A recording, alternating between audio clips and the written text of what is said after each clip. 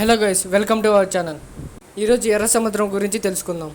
ప్రాచీన కాలంలో ఇశ్రాయేలు ఈజిప్ట్ రాజైన ఫరోకు దాసులుగా ఉండేవారు.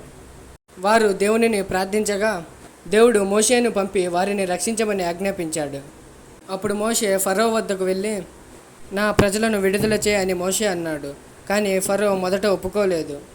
దేవుడు అనేక అద్భుతాలు చేయడం చూసి ఫరో వారిని వెళ్ళనిచ్చాడు. మోషే నాయకత్వంలో ఇశ్రాయేలు ఈజిప్టు నుండి బయలుదేరారు.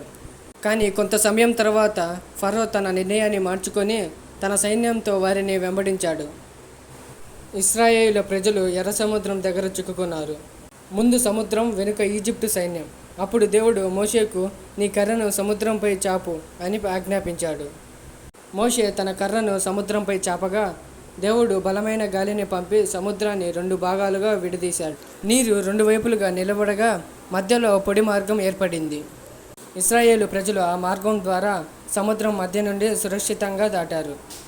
ఫుల్ వీడియో కావాలంటే కింద కనిపిస్తున్న లింక్ని ప్రెస్ చేయండి.